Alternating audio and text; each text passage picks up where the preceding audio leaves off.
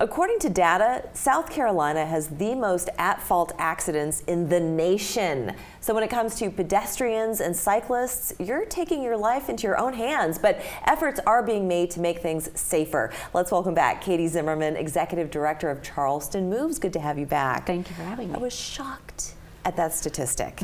Shocked. I mean, South Carolina is not a huge state. Right. It was #1. Yep.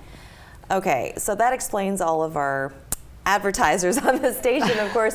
However, you know, it's really no laughing matter because people need to be able to walk and cycle to work for fun safely. So tell us about the progress that Charleston Moves has made so far. Yeah, so it's actually been, it feels like it's slow moving progress, which it is, but there's a lot to be optimistic about.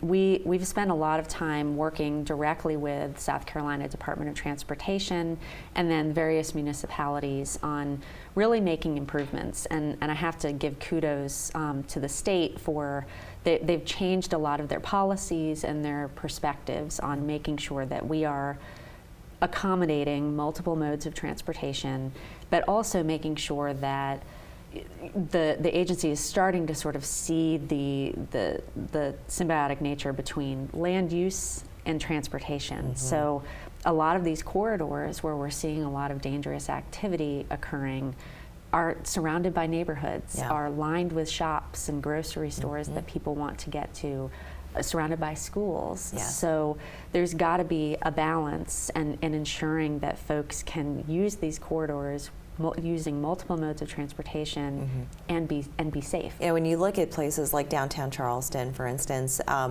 it hasn't changed a whole lot in many, many years. However, the world around it has changed tremendously, exponentially. There have been more people moving here. So when you talk about just being able to board a bus safely, crossing a street safely, with that much more traffic, which Charleston never used to have.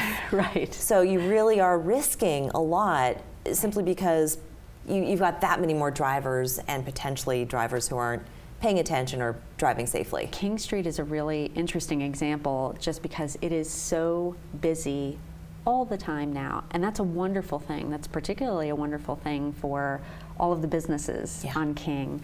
But what that also means is we really have to re-examine what the street looks like and who it's serving and who it's not serving.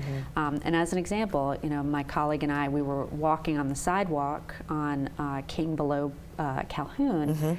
My elbow got bumped by side view mirrors 4 times during that walk. No. Because everything is so cramped. And the sidewalk is, you know, as wide as a toothpick too.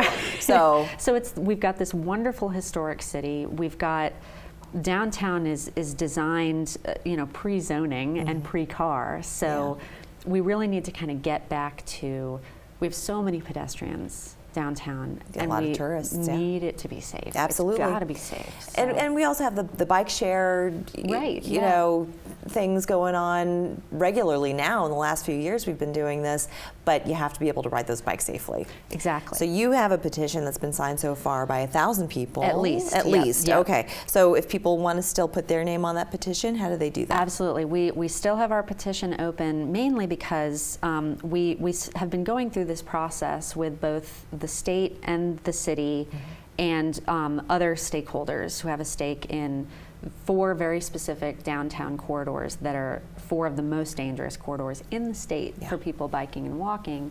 So certain elements, we've reached a point where certain elements of the proposal, even though it's been broadly supported by the public, certain elements of the proposal are triggering a bit of backlash. So we have a petition particularly in support of a bike lane proposal for King Street below Calhoun.